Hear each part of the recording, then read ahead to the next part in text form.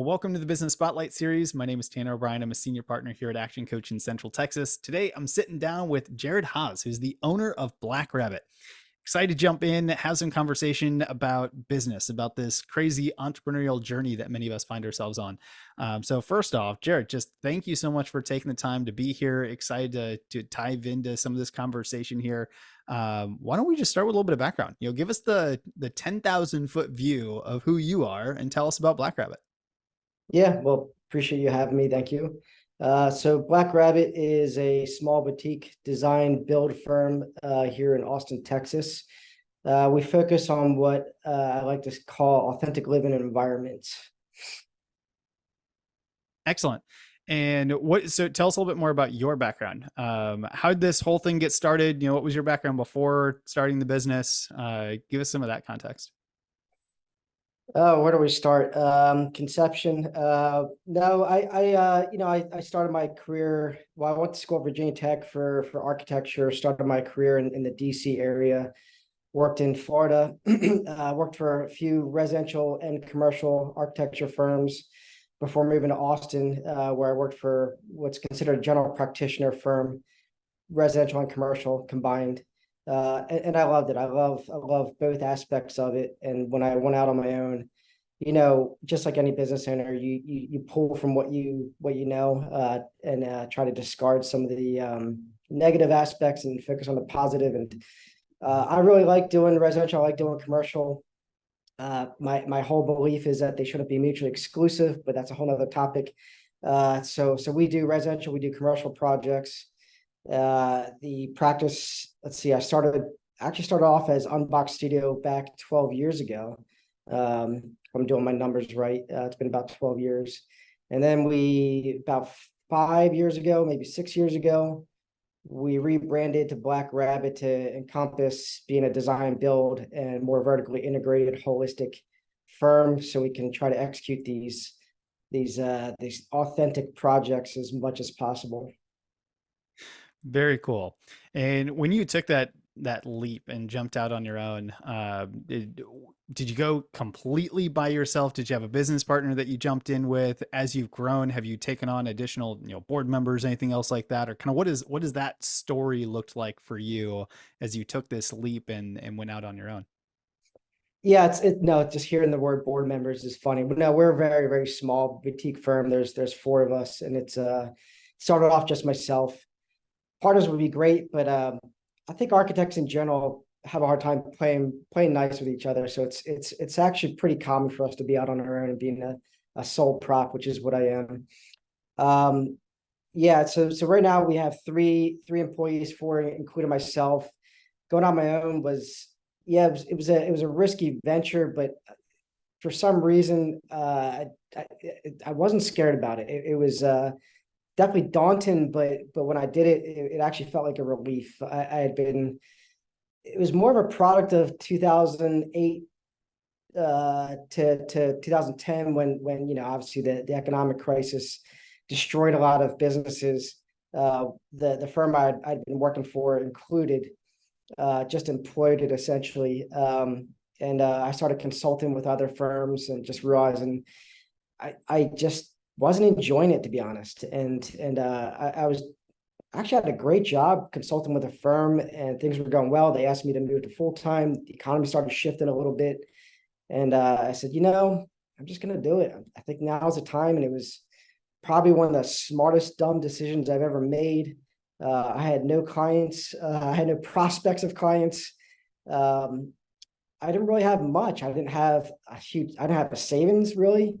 It was just pure will and grit and fortitude, and that was it. Oh man. So I imagine that there had to have been some emotions in that moment and making that transition. Did you feel a lot of fear in making that leap? Was it just straight excitement? Was there kind of some other emotions that came out of, making this leap and saying, I'm gonna just go do it? It's hard to think back that far, right? What I was really feeling, but I do. One thing I do remember is kind of imposter syndrome, right? Who am I to be a business owner? I think if it weren't for the economy, I think I never would have gone on my own, but not at that time. It felt a little premature. I felt like I still had so much to learn. I'd only been in Austin for maybe 2, 3 years at most at that time, and there was a lot to learn. Our code, everything's complex. It's coming from the East Coast. It's different, and I had a lot to learn, and I learned the hard way through trials and tribulations, and I think it only made me stronger, and here I am. So jumping out on your own, um, no clients, no real prospects of clients, no kind of real big savings cushion there. What did you do to get kind of your first couple of clients? What was the way you got in front of your target audience and said, "Hey, I'm here. I'm ready. Let's do some work together." That's a great question because I had no idea how to run a business, start a business. I had no idea how to get clients. I was figuring it out as I went. The real answer is I was doing everything I could just to fill in the gaps. I was doing some website design work for people on the side. Um, I I had some friends and colleagues and associates that had either gone out on their own somewhat recently or had been on their own, and it was a lot of hand-me-down projects. It was a lot of clients that were bad apples, so to say, or just small scope projects that are hard to profit off of. And I think it was probably one of the hardest but best things I've ever could have done, because with some of the clients I worked for in the past, I've got a lot of them bouncing off of my head as I'm saying that. I I I learned a lot. It really only strengthened me quite a bit. So my clients got better and better, and projects got better and easier. And when I say better, I think more aligned is probably Mm. a better word for it. Um, we had a lot of clients that just needed someone to get something through permit, right? And we're very design focused, and so it was tough. It was really tough learning to convince or negotiate and discuss with clients, and to teach them the value of what we do was I probably wouldn't have gotten that if I had just started off at the top. So it was a unique experience. Yeah, scrappy is what it was. So there clearly was a massive growth for you as an individual and as a business owner as you went through kind of those first couple years, and obviously now to today. How do you overcome, or how do you cope with the consistent or constant change, the constant growth? Because growth isn't always the easiest path. There's stress that comes with it. There's frustration. There's the I didn't even know I didn't know this, and then you grow kind of through that.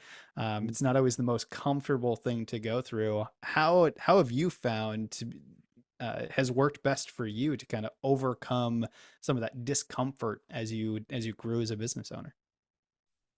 Oh, how do I? A lot of crying, a lot of sleeplessness. I think you kind of you become callous to a lot of things over the years, right? When as a business owner in general, you're you're you're handed a lot of hardships, and so some of those you just kind of becomes part of the game, right? But as you're saying, there's always something new. It's the unknown unknowns that really make any business tough. How do you adapt to that? I think it's really just personality. You really, to be a business owner, you really need to have the thick skin to learn from failure. You're gonna fail. It's inevitable. You're gonna fail, not just once, many times. You need to, for me, I kind of might take a day and recoil and lick my wounds, and then I come back stronger, and it allows me to come back with a game plan. Um, it's nonstop. It doesn't, some things get easier, some things get harder, but you're always faced with adversity in many directions, especially in our profession. It's not easy. But it's there's a small amount of reward in what we do, and me personally and people in my profession, we do it for that reward, for that small bit of gratitude. There's the nice thing about what we do is there's an end product, in sight. And so we'll do anything. We'll throw our bodies and our lives into these projects just to make sure that they happen successfully. And that makes it all worth it. Hmm. So let's talk a little bit about kind of your role within the business today. You've got a couple employees, which likely means you're not doing absolutely everything in the business.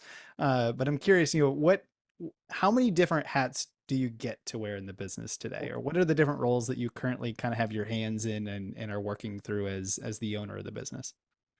Yeah, I too many hats. We're that's the focus for the future right now. Is how to let go of some of these hats. Uh, I joke, but it's true. I kind of do wear all hats as a sole proprietor. My employees on the design end are more design and production focused.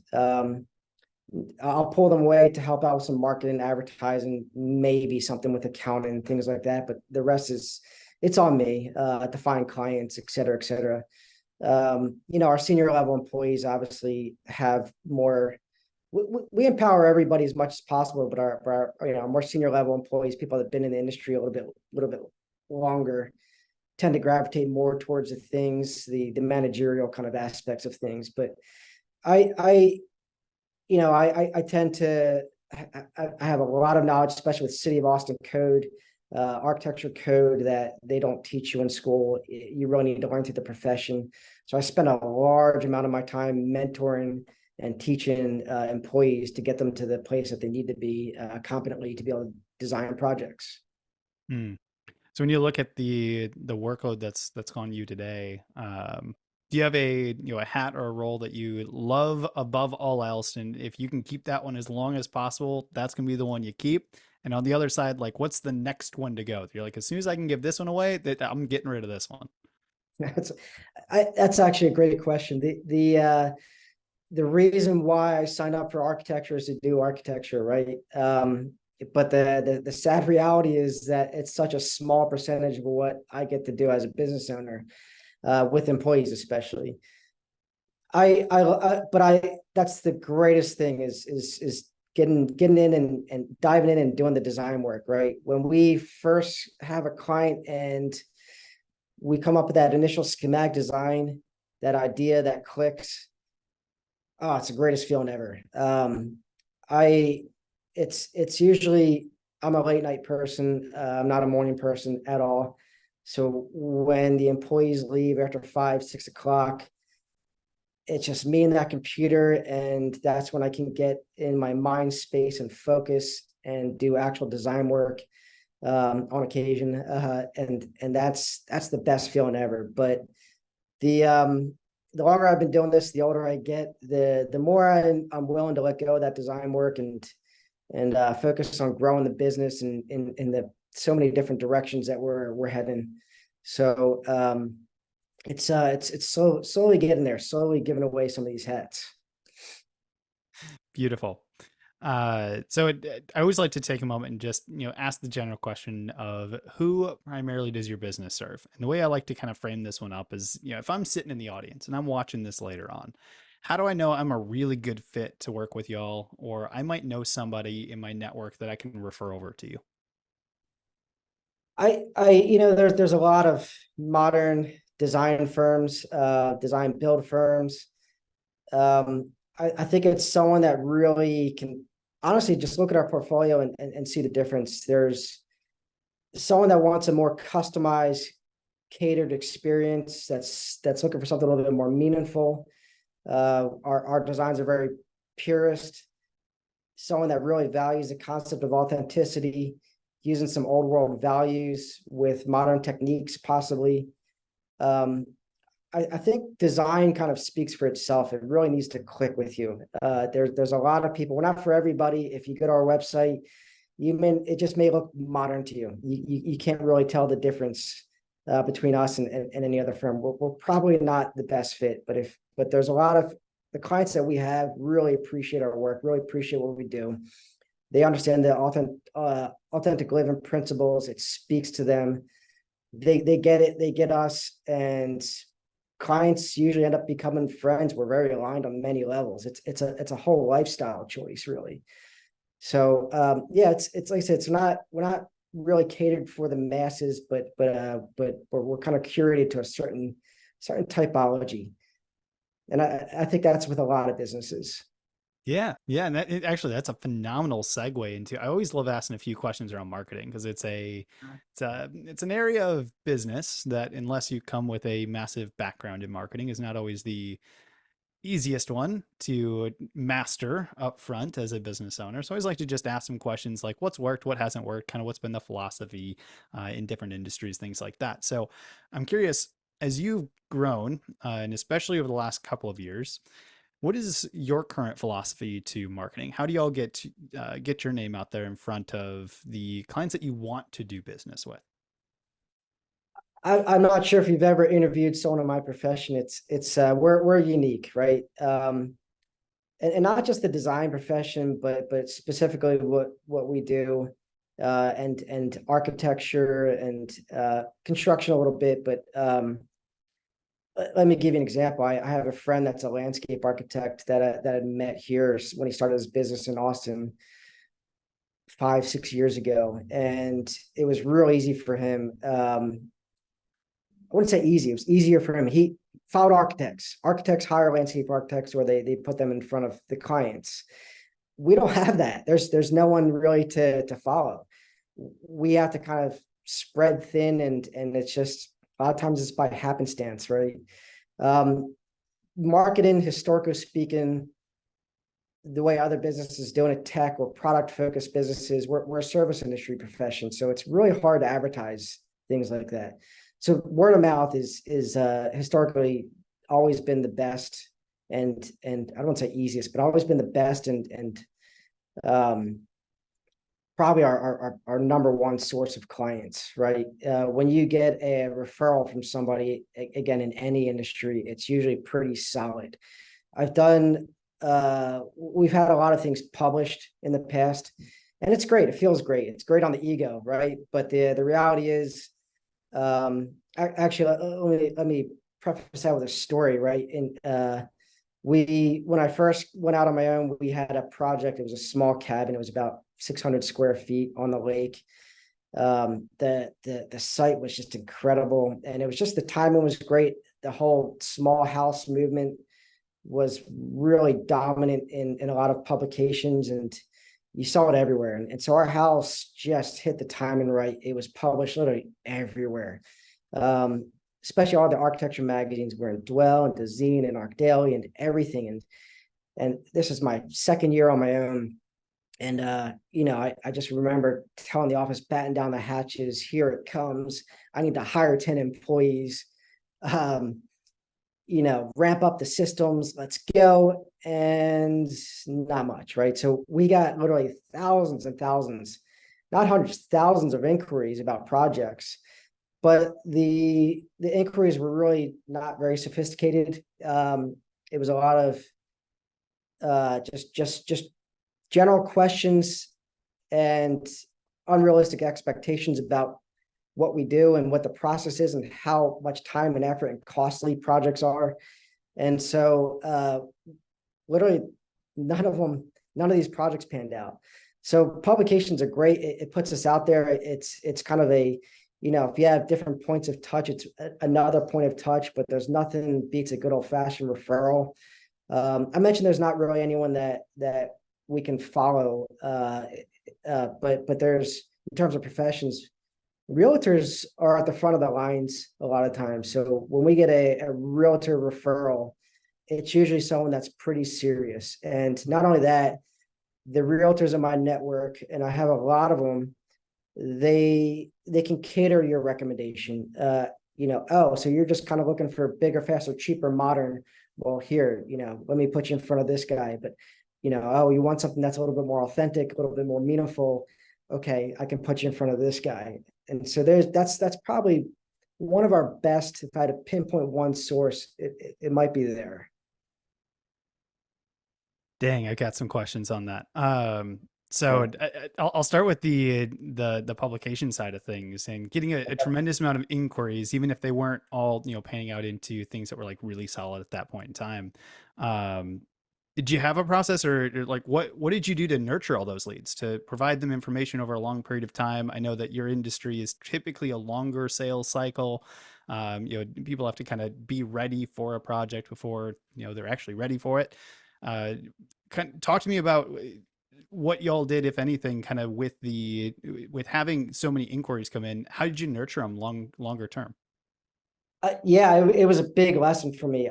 This is again, I was pretty brand new and didn't really know how to even structure a business and handle this. But I learned quickly. First and foremost, handling thousands of inquiries for one person while trying to start a business was really tough. So I created some stock responses that basically always ended with, if please contact me directly if you have questions and we could talk about it, right? That led into me creating uh, what I call design guides. And so it describes the process. I have a whole Q&A section in there, right? So we always get asked about pricing. And my answer is it's a very cliche, how long is a rope, right? It can cost you $10 and cost you $10 million. It's somewhere in between, right? But I go into a little bit more detail, I think, in those guides about what that really means, what can drive pricing, and having actual conversations about your project. If you're really serious, if you have a plot of land, if you have a design concept, if you have a scope, depending on where you're located, we can talk about that based off of past experiences. So I've gotten a lot better about honing things in and providing potential clients with actual information. We kind of assume that the clients have never been through this process before because 95% of them haven't. And we start from the beginning and we try to break it down as simply as possible. We talk about the different phases, different consultants involved, and we prepare you for the worst and hope for the best, because it's a hellish ride. Everyone's happy in the end, but it's a journey. It's never easy. Every project is unique. I tell a client, anytime we start a project, this is the first time in history that this has ever been done. This project in particular, everything is customized, and that means there's a lot of learning curves for us. There's a lot of bureaucratic hurdles to overcome because this is the first time that the reviewers have ever seen this. And I tend to over prepare clients. And if you're still there at the end of the conversation, these initial conversations, then you're probably going to be a good fit for us. Mm. I like that. That's fantastic. Well, I do want to be respectful of time, so I'll jump off of the topic of marketing for a little bit, and I want to talk forward thinking, like where through the next 3 to 5 years, where do you see the business going? How do you see your role within the business changing? What's upcoming for the business when you look out the next handful of years? Well, I mentioned that we started off as exclusively design firm out of the construction entity, maybe about probably a little less than 5 years ago or so, when we did the whole rebrand into Black Rabbit. We're focused on being a little bit more vertically integrated on our projects. We want to kind of hone in on our custom projects and lead by example. So with this whole concept of authentic living, it's unique, right? It's to do anything different just requires a lot of extra work, and a lot of clients aren't really willing to deviate from the current system. So we started doing our own development projects. We're kind of doing some, it's a crawl, walk, run, and so we have a small small for us addition and remodel project that we're currently doing design, build, develop, putting it through the gamut. Purchased another property recently where we're going to do design. I'm currently designing a new construction single family house, a little bit more luxury oriented. But I'd also mentioned that I don't believe that residential commercial should be mutually exclusive. I would love to be doing more projects that are mixed use. We currently have one that we're designing now, so stay on top of us. We might have some things to post in the new year for that. And I think as the world Austin tends to gravitate more towards these concepts that we believe in, including mixed use.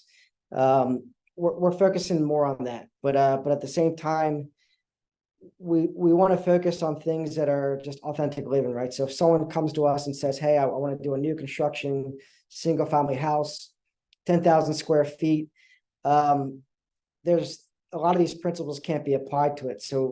Or these values, authentic values, can't be applied to it inherently, right? It's inherently not a green project if it's new construction.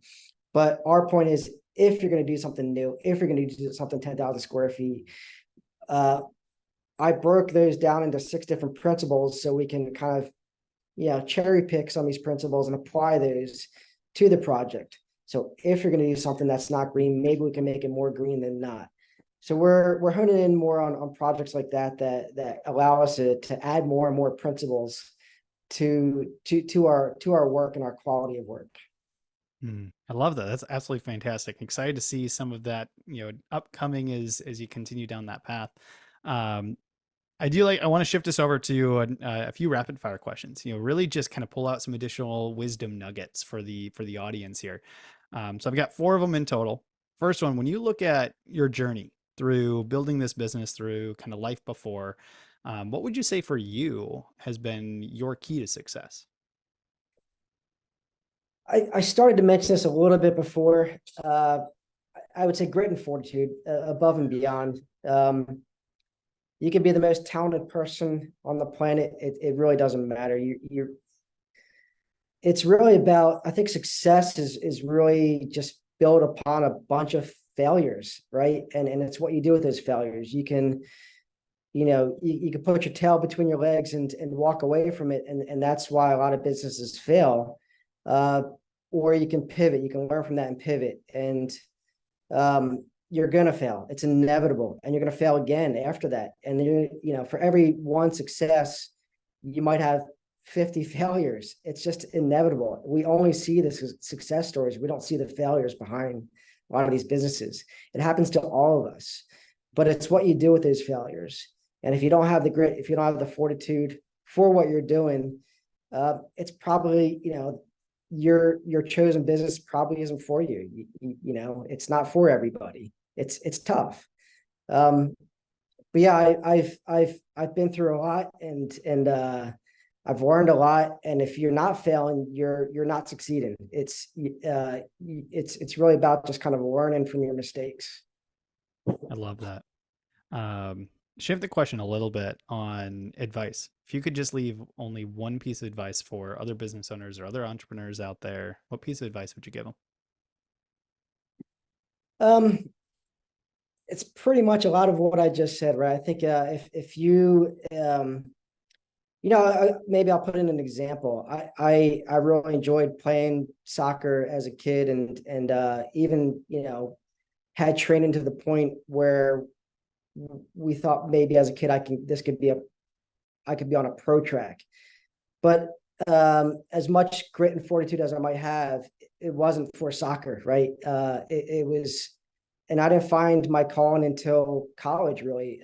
Architecture. There was no architecture courses in my high school, so I had to kind of learn the hard way. And when I found it, it was okay. This is it. This is what I was built for. This is what I want to do. I think if you're not willing to put that above and beyond your life's ambition and put everything in front of you, and make everything else secondary, it's going to be hard to succeed, to be honest. And I think you need to be willing to do that. And not a lot of people are, right? You have to really push everything aside. You have to be willing to lose everything and gain nothing for a long time sometimes. So I think that's it. I think a lot of people just kind of think it's easy, and it's really not. And that doesn't mean it's a bad thing either. It's not going to be easy. The rewards by far outweigh everything that you've gone through, and there's a reason why people like us trek through it. Mm, that's great advice. How about book recommendations? How I usually phrase this one up is if you've got one that springs to mind, use that one. Otherwise, what's one book that you're either currently reading or have read most recently, or listened to, or a podcast or something else if that's more your speed?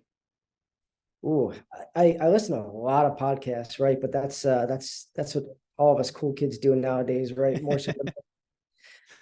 I've when I first went out on my own, I didn't know anything about business, right? I didn't go to business school. So I read a lot of business books, a lot of business books. My favorite for anyone thinking about going to start a business, Above and Beyond Good to Great, right? Mm. Jim Collins, awesome book. It's a great way to get you in your headspace. I'm a person that I like charts, I like empirical evidence, I like scientific data to prove the statement that that you're going to make. And this book is just, that's all it is. It's a series of studies.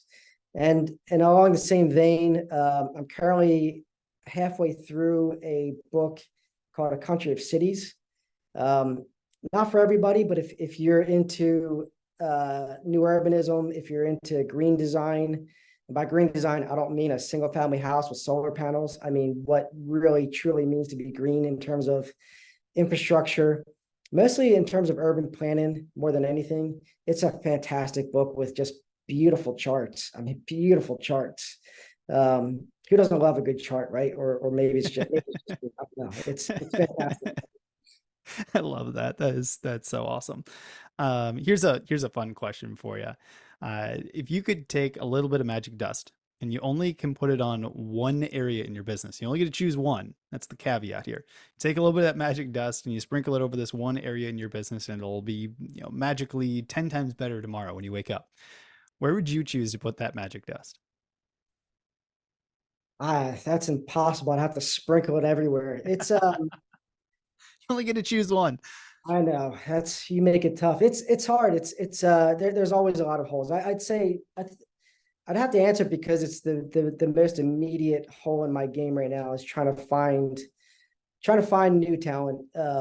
It's just, maybe it's a hard time of year, but it's also a hard year. 2022 was, for everybody, especially our industry, was just it flipped our industry upside down in some good ways, some bad ways, and then we're coming off that high, and it's changed a lot of things. So right now, finding talent, finding people that align, finding people that you talked about authentic living.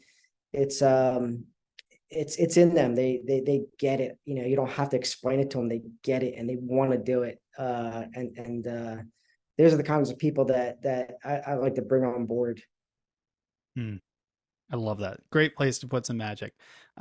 Before we wrap up with our final question of the day, for those that are watching that want to find out more information, that want to connect with you, that want to follow some of the work that y'all are doing, where can we advise them to go for a little bit more information? Our website's the main source, blackrabbit.co. We're on Instagram. We're pretty active there. That's kind of where you can kind of catch more immediate updates on projects themselves, construction updates. Q1, we're focused a little bit more on marketing. We've pushed that aside for the last couple of years, and we have some cool projects that are under construction now that once they get finished, they exude a little bit more of our authentic living principles, probably more so than our past projects. And we want to share them. We want to get them out there. And so we'll post a lot of videos coming up in the future there on Instagram. Excellent. And I see you're on LinkedIn as well. Is that a good place to connect with you personally? Yes, but I don't know. I've got a, maybe this is just me. I've got a little disdain for LinkedIn. LinkedIn is just a spam platform for me. So you're gonna get buried in there.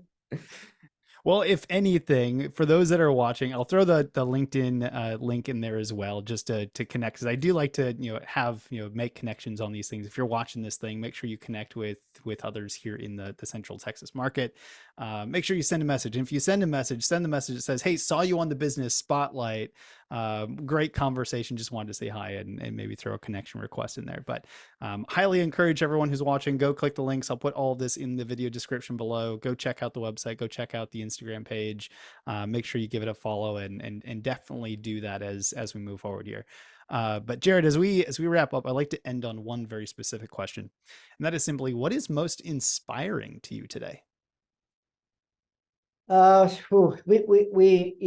We draw inspiration from a lot of places. I think if I had to pinpoint one place right now, and it's not just me, it's a little bit cliche in our profession, it's Mexico, but it's for a reason. I would say old world cultures in general, but Mexico in particular. they've really learned to kind of put their own modern identity on old world values. What I mean is, I think we're so caught up in trying to figure out how to reinvent the wheel when sometimes the wheel doesn't need to be reinvented. It just needs to be interpreted differently, and they're doing great things. So they haven't let go. And this is not just architecture; this is food as well. Food and everything cultural. They haven't let go of their past. They've learned to not let go of their past, but learn to interpret it their own way and modernize it however they want. They're just doing great things. If I, a lot of my principles are based off of a lot of their old world values, not just Mexico, any old world country. We see a lot of it in China and Greece and Italy and just Europe in general. But Mexico is right next door. So I spend a lot of time traveling there, going to different cities. It's quick, cheap, and easy, and just a beautiful place, beautiful people, just so many great things going on. If I ever need to get away to get inspired, that's where I'm going. That is awesome. I absolutely love that. Jared, I just got to say thank you again. This has been a blast to just have this conversation, learn a little bit more about your journey, what y'all are doing with your business. I appreciate you being here and taking the time to share with us today. Oh, thank you so much for having me.